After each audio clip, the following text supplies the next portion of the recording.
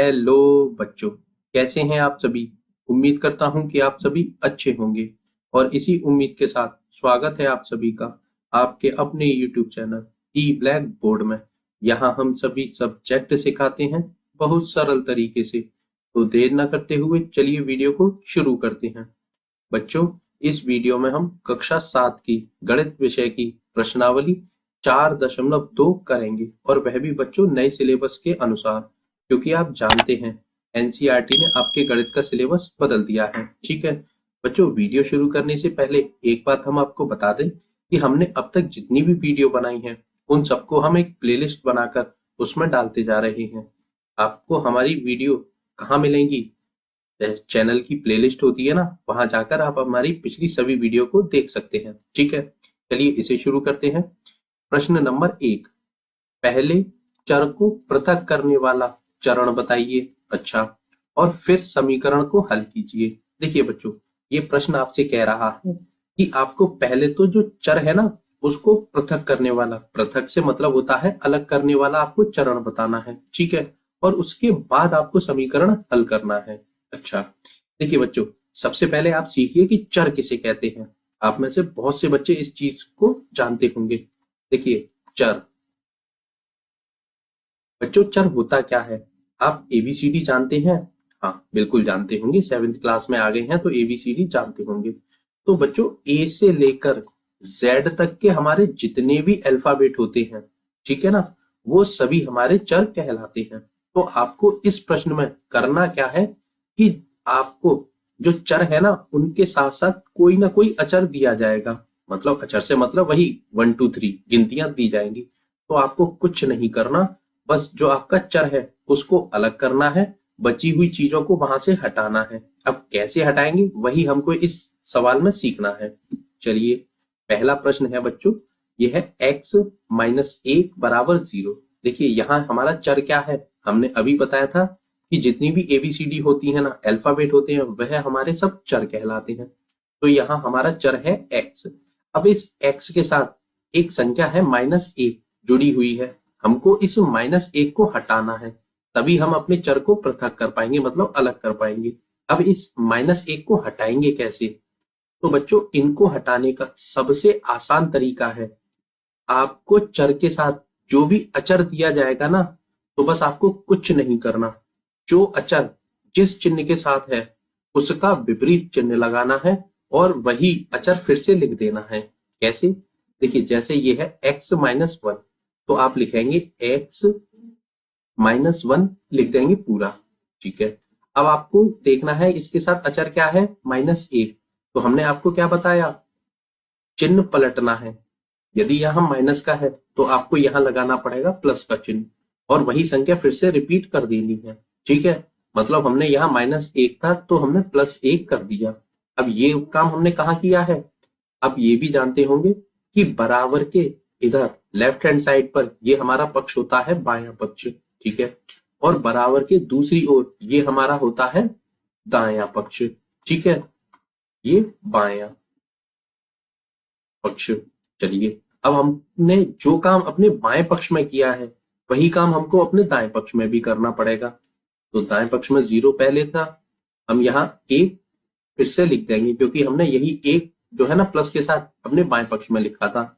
तो हमने ये क्या किया, जो हमने चरण इस्तेमाल किया, मतलब प्रयोग किया, वो हम यहाँ लिखेंगे कि दोनों पक्षों में 1 जोड़ने पर। ठीक है बच्चों, चलिए अब देखिए, -1 से +1 घट जाएगा। ठीक है, तो यहां बचेगा हमारा सिर्फ x बराबर। अब देखिए, 0 में हम 1 जोड़ेंगे तो हमें मिलेगा 1 ही। तो जो बच्चों x का मान आया वह कितना आया, 1। ठीक है, और बस इसी आधार पर हमने अपना सवाल सॉल्व कर लिया। चलिए अब b करते हैं। देखिए, यहाँ है x + 1 बराबर 0। ठीक है, तो सबसे पहले हम क्या करेंगे, x + 1 को अपने उतार लेंगे। अच्छा, फिर अब देखिए, x के साथ यहाँ एक अचर है, वो क्या है, +1, मतलब जोड़ का निशान के साथ 1 है। तो हमको क्या करना है, मैंने अभी आपको बताया है कि जो भी निशान के साथ संख्या दी होगी ना उसका चिन्ह पलट देंगे और वही संख्या फिर से लिख देंगे। अब देखिए, ये प्लस है तो प्लस का उल्टा चिन्ह होता है माइनस, ठीक है। तो माइनस और संख्या वही उतार देंगे, तो यानी प्लस 1 था तो हमने यहाँ माइनस 1 कर दिया, ऊपर माइनस 1 था तो प्लस 1 कर दिया। चलिए अब बाएं पक्ष में किया है तो दाएं पक्ष में भी हम -1 कर देंगे। चलिए अब दोनों पक्षों में 1 घटाने पर, क्योंकि हमें चरण भी लिखना है, वो बोल रहा है कि पृथक करने वाला चरण बताइए। चलिए बस हमने जो है चरण भी आपको बता दिया। अब क्या करना है, देखिए ये +1 है, ये -1 आपस में कैंसिल हो जाएंगे, तो यहाँ बचेगा अपने बाएं पक्ष में सिर्फ x बराबर 0 में से आप -1 करेंगे, मतलब 1 घटाएंगे तो -1 ही हमारा उत्तर आ जाएगा। तो x का मान आया बच्चों, वह कितना आया, -1 ही आया। चलिए इसी का सी पार्ट करते हैं, ये है x -1 बराबर 5। तो फिर सबसे पहले x -1 लिख देंगे, ठीक है ना। तो यहाँ -1 है, मतलब अचर क्या है हमारा, माइनस के निशान के साथ संख्या 1 है, तो हम माइनस का उल्टा चिन्ह लगाएंगे प्लस और संख्या वही लिख देंगे। अब देखिए थोड़ा सा चिन्हों का उल्टा चिन्ह भी सीख लीजिए। जैसे यदि कोई संख्या मतलब प्लस की है तो हम इसका उल्टा चिन्ह किसे कहते हैं, माइनस को। प्लस के चिन्ह का उल्टा चिन्ह बोला जाएगा, वो है माइनस का होगा। माइनस का उल्टा चिन्ह होता है प्लस का, ठीक है। इसी तरह गुणा का उल्टा चिन्ह होता है भाग, और भाग का उल्टा चिन्ह होता है बच्चों गुणा। तो आप ये सारे चिन्ह और उनके उल्टे चिन्ह सीख चुके हैं, ठीक है ना। चलिए अब देखिए इधर हमने +1 कर दिया है, तो अपने दाएं पक्ष में भी हम +1 कर देंगे और यहाँ लिखेंगे कि दोनों पक्षों में 1 जोड़ने पर, क्योंकि हमने 1 भी तो जोड़ा है। हाँ तो अब x, देखिए ये -1 है, ये +1 है, आपस में घट जाएंगे तो कुछ भी नहीं बचेगा, बराबर 5 और 1 आपस में जोड़ दीजिए तो ये हो जाएंगे 6। तो जो x का मान आया बच्चों वह आया 6, ठीक है। अब d करते हैं, x + 6 बराबर 2। तो सबसे पहले हम क्या करेंगे, x + 6 को उतार देंगे। अच्छा अब देखिए ये प्लस का चिन्ह है तो इसका उल्टा चिन्ह क्या करेंगे, माइनस का, और संख्या वही, यानी कि +6 था तो हमने यहाँ -6 कर दिया, तभी तो ये आपस में घट जाएंगे और सिर्फ x हमारा अकेला बचेगा, इसीलिए ये किया जाता है, ठीक है। 2 है तो उतार दिया।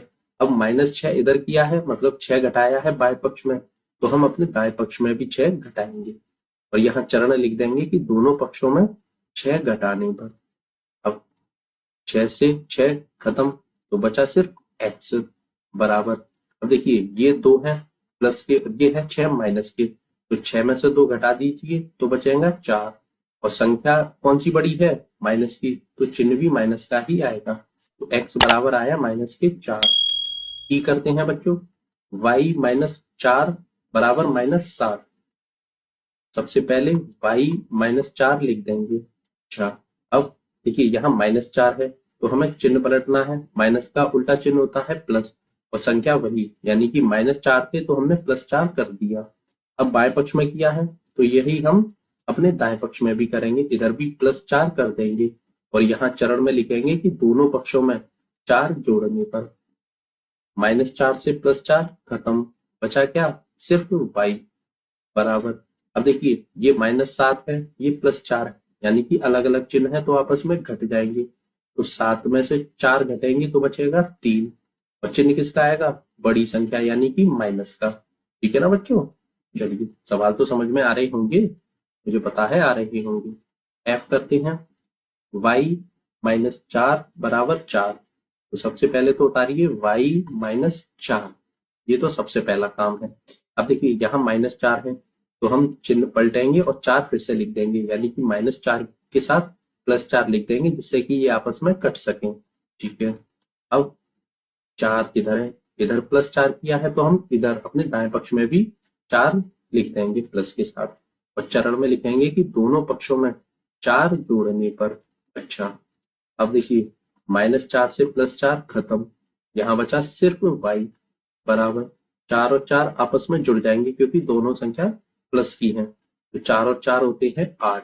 तो y का मान आया बच्चों समीकरण सॉल्व करने के बाद 8, ठीक है। देखिए g करते हैं, y +4 बराबर 4।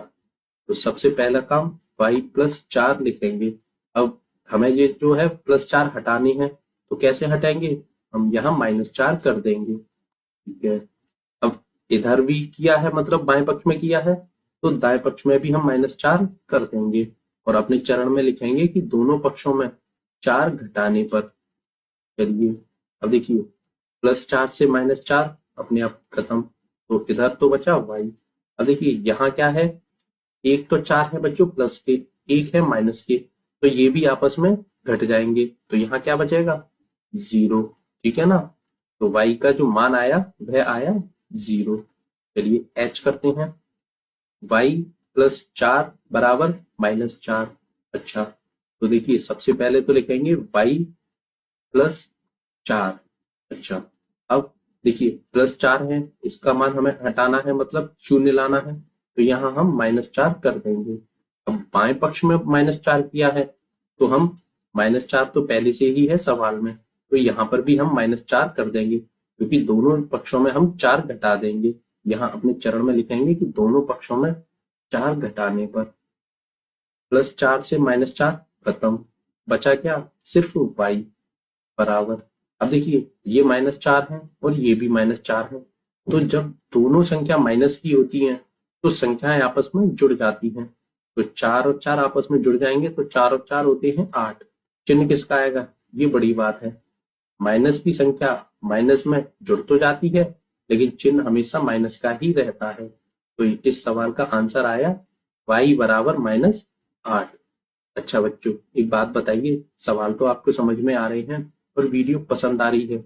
यदि वीडियो पसंद आ रही है तो प्लीज इस वीडियो को लाइक कर दीजिए और चैनल को सब्सक्राइब करना बिल्कुल मत भूलिए।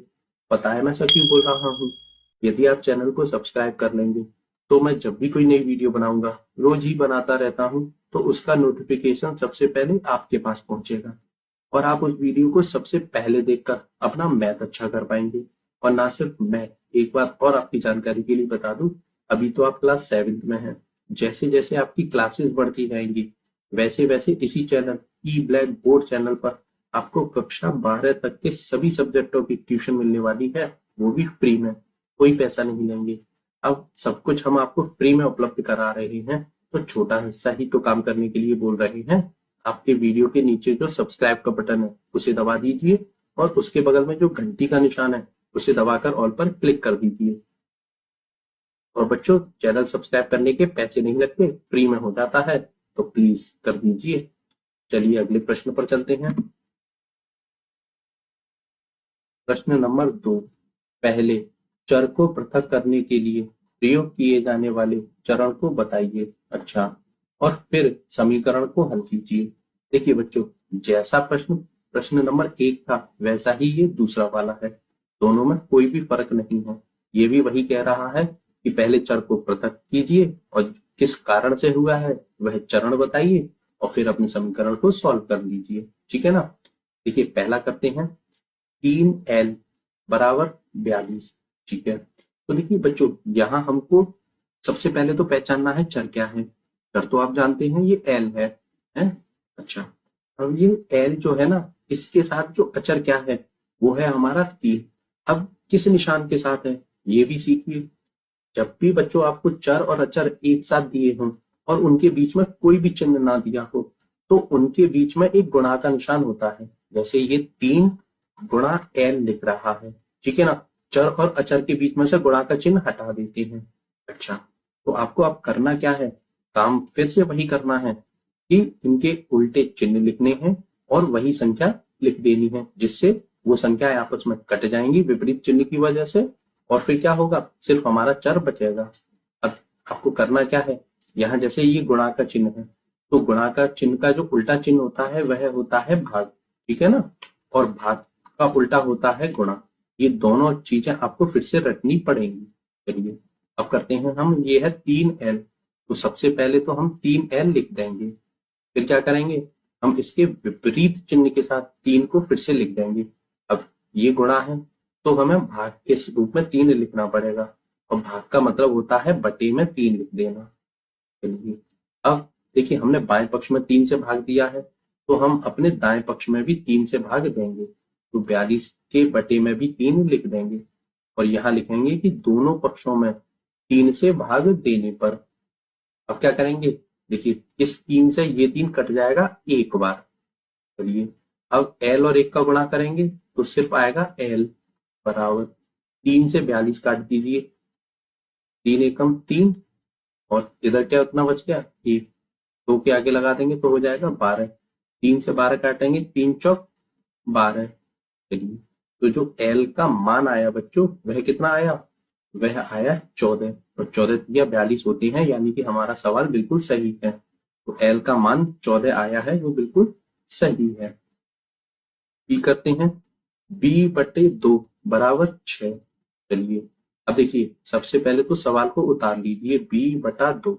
अब यहाँ देखिए b जो है ना उसमें 2 से भाग दिया जा रहा है, मतलब इस चर के साथ जो अचर 2 है ना वह भाग के रूप में है। अब जब भाग के रूप में है तो हमें इसका उल्टा चिन्ह लगाना है, भाग का उल्टा चिन्ह होता है गुणा। अच्छा, अब गुणा का चिन्ह लगा दिया, फिर क्या लिखेंगे, वही संख्या जो इसके साथ लिखी है 2, मतलब यहाँ भी हम 2 लिख देंगे गुणा के रूप में। चलिए अब देखिए बाएं पक्ष में गुणा 2 किया है तो हम अपने दाएं पक्ष में भी 2 से गुणा कर देंगे और अपना चरण लिखेंगे कि दोनों पक्षों में 2 से गुणा करने पर। ठीक है, अब देखिए 2 से 2 में भाग दे दीजिए, एक बार जाएगा। b और 1 का गुणा करेंगे तो यहाँ आएगा b बराबर, अब 6 और 2 का गुणा कर दीजिए, 6 दूनी 12। तो जो b का मान आया बच्चों वह कितना आया, 12। ठीक है, सी करते हैं, p/7 बराबर 4। तो सबसे पहला काम करेंगे p/7 को लिख देंगे। अब इस चर के साथ अचर किस रूप में है, भाग के रूप में, तो फिर हमें इसे खत्म करना है इसका मान, तो हम इसमें गुणा 7 कर देंगे। चलिए अब बाएं पक्ष में गुणा 7 किया है मतलब 7 से गुणा किया है, तो दाहिने पक्ष में भी हम 7 से गुणा कर देंगे और अपने चरण में लिखेंगे कि दोनों पक्षों में 7 से गुणा करने पर। अब देखिए 7 से 7 एक बार में कट जाएगा तो ऊपर बचा p और a, और p का गुणा 1 से करेंगे तो हमें p ही मिलेगा। चलिए और 4 का गुणा 7 में कर दीजिए तो 7 चौक 28। तो जो बच्चों p का मान आया वह कितना आया, 28। चलिए अब d करते हैं, 4x बराबर 25। तो यहाँ जो चर है x है उसके साथ अचर है 4, तो हमें क्या करना है, इस चर को अकेला छोड़ना है। तो पहले तो 4x लिख देंगे। अब x के साथ 4 किस निशान के साथ है, गुणा, तो इसका उल्टा लिखना है चिन्ह। तो गुणा का उल्टा चिन्ह होता है भाग, और भाग का मतलब होता है बटे में कोई संख्या लिखना। तो ऊपर 4 है तो नीचे भी हम 4 लिख देंगे बराबर। अब देखिए यहाँ 4 से भाग दिया है तो दाहिने पक्ष में भी हम 4 से भाग देंगे, यानी कि 25 में बटे कर देंगे 4, और यहाँ अपना चरण लिखेंगे कि दोनों पक्षों में 4 से भाग देने पर। अब देखिए 4 से 4 कट जाएगा एक बार, तो यहाँ बचा सिर्फ x। क्यों, क्योंकि x का गुणा 1 से करेंगे तो भी हमें x ही मिलने का है। अब 25/4 है ये। अब देखिए 4 से 25 में भाग देना थोड़ी कैलकुलेशन बड़ी हो जाएगी, और जो आपकी आंसर शीट में आंसर है ना वह सिर्फ 25/4 ही है, तो हम इसको यहीं पर छोड़ देंगे इतना ही सॉल्व करके। ठीक है ना, दशमलव में आंसर हम नहीं निकालेंगे। तो जो x का मान आया यहाँ वह आया 25/4। चलिए अब करते हैं ई में क्या है, 8y बराबर 36। चलिए तो सबसे पहले काम करेंगे 8y। अब देखिए y के साथ 8 संख्या है और वो किस निशान के साथ है, आप जानते हैं ना, वो है गुणा के निशान के साथ। अब गुणा की संख्या है तो फिर हम बटे में 8 कर देंगे भाग के रूप में। चलिए अब यहाँ 36, अब आपने यहाँ 8 से भाग दिया है तो आपको यहाँ 36 में भी 8 से भाग देना पड़ेगा, तो हम यहाँ भी 8 से भाग दे देंगे और अपने चरण में लिखेंगे कि दोनों पक्षों में 8 से भाग देने पर। ठीक है, अब 8 से 8 कट जाएगा एक बार, तो यहाँ बचा सिर्फ y बराबर, और ये 36/8 आ जाएगा क्योंकि 36 से 8 कटेंगे नहीं, तो हम इसको यहीं पर छोड़ देंगे। ठीक है ना बच्चों, चलिए अगला करते हैं। देखिए ऐप करते हैं, ये है z/3 बराबर 5/4। तो सबसे पहला काम z/3 उतार दीजिए। अब देखिए z में 3 से भाग दिया जा रहा है, बटे का मतलब भाग होता है आप जानते हैं। तो फिर अब भाग वाली संख्या को कैंसिल करना है मतलब, तो यहाँ हम गुणा 3 कर देंगे क्योंकि भाग का उल्टा निशान गुणा ही होता है। फिर अब देखिए बाएं पक्ष में कर दिया है तो हमें दाएं पक्ष में भी हमें 3 से ही गुणा करना पड़ेगा। तो यहाँ पर भी हम गुणा 3 कर देंगे और यहाँ लिखेंगे कि दोनों पक्षों में 3 से गुणा करने पर। ठीक है, अब देखिए 3 से 3 कट जाएगा एक बार, तो यहाँ बचा सिर्फ हमारे पास z। और इधर देखिए 5/4 गुणा 3 है, तो 4 से 3 नहीं कटेगा। फिर क्या करेंगे, हमें अपना आंसर दशमलव में नहीं चाहिए, तो फिर हम दूसरा काम कर सकते हैं, अंश और अंश का गुणा कर सकते हैं। तो 5 का गुणा 3 से कर दीजिए, 5 दिया 15 और बटे में 4 बना रहेगा। ठीक है ना बच्चों, चलिए जी करते हैं। a/5 बराबर 7/15। तो सबसे पहला काम a/5। अच्छा, अब देखिए a में 5 से भाग दिया जा रहा है, मतलब बटे में 5 है, तो यहाँ गुणा 5 कर देंगे। अब देखिए बाएं पक्ष में किया है तो दाहिने पक्ष में भी हमें 5 से गुणा करना पड़ेगा, और यहाँ अपने चरण के रूप में लिख देंगे कि दोनों पक्षों में 5 से गुणा करने पर। अब 5 से 5 कट गया एक बार, तो यहाँ बचा सिर्फ a बराबर। अब देखिए यहाँ कोई संख्या कट सकती है, हाँ 5 से 15 कट जाएगा 3 बार, 5 दिया 15, तो इधर बचा 7 और बटे में 3, और ये a बराबर 7/3 ही हमारा आंसर हो जाएगा। h करते हैं, 20t बराबर -10। देखिए t के साथ 20 है गुणा के निशान के साथ, तो हम यहाँ लिखेंगे 20t, और 20 गुणा के साथ है तो हमें अब भाग में 20 लिखना पड़ेगा, तभी ये आपस में कट पाएंगे। बराबर -10। यहाँ अपने बाएं पक्ष में 20 से भाग दिया है तो हमें दाहिने पक्ष में भी हमें 20 से भाग देना पड़ेगा। ठीक है ना, अब 20 से 20 कट गया एक बार, चलिए तो यहाँ तो बचा हमारे पास सिर्फ t। अब बराबर के दूसरी तरफ देखेंगे, देखिए 0 से 0 कट जाएगी, तो हमारे पास बचा 1/2, चिन्ह माइनस का है वह भी हम लगा देंगे, तो t बराबर 1/2 आंसर आया। चरण में हम लिख देंगे कि दोनों पक्षों में 20 से भाग देने पर। अच्छा बच्चों, एक बात बताइए, सवाल तो आपको समझ में आ रहे हैं और वीडियो पसंद आ रही है। यदि वीडियो पसंद आ रही है तो प्लीज इस वीडियो को लाइक कर दीजिए और चैनल को सब्सक्राइब करना बिल्कुल मत भूलिए। कक्षा 12 तक के सभी सब्जेक्टों की ट्यूशन आपको तभी मिलेगी जब आप चैनल को सब्सक्राइब कर लेंगे। ठीक है ना, और चैनल सब्सक्राइब करने के पैसे नहीं लगते, फ्री में हो जाता है। अच्छा बच्चों, एक बात और, इस वीडियो में हम केवल 2 ही प्रश्न करेंगे। क्यों? क्योंकि यदि हम एक ही वीडियो में पूरी एक्सरसाइज खत्म करने की कोशिश करें तो एक्सरसाइज तो खत्म हो जाएगी लेकिन वीडियो बहुत लंबी हो जाएगी, फिर आप बड़ी वीडियो देखकर मैथ से डरने लगेंगे, जो हम बिल्कुल नहीं चाहते। हम चाहते हैं हमसे जुड़ने वाले सभी बच्चों को मैथ बहुत आसान लगने लगे। तो आसान तो तभी लगेगा जब आप मैथ से डरना भूलेंगे, और डर तभी निकलेगा जब आप छोटी छोटी वीडियो के रूप में ही मैथ को सीखेंगे। ठीक है ना, तो इस वीडियो में केवल 2 ही प्रश्न, अब इससे आगे के प्रश्न अगली वीडियो में। ठीक है ना, तो अब मिलते हैं अगली वीडियो में। उससे पहले एक बहुत जरूरी बात, आप हमारी पिछली वीडियो जितनी भी हमने अब तक बनाई है कहाँ देखेंगे, चैनल की जो प्लेलिस्ट होती है ना, वहां जाकर आप अपनी पिछली सभी वीडियो को क्रम से देख सकते हैं और अपना मैथ अच्छा कर सकते हैं। ठीक है, तो बच्चों इस वीडियो में केवल 2 ही प्रश्न, अब मिलते हैं अगली वीडियो में इससे आगे के प्रश्नों के साथ। तब तक के लिए बहुत बहुत धन्यवाद, गुड बाय।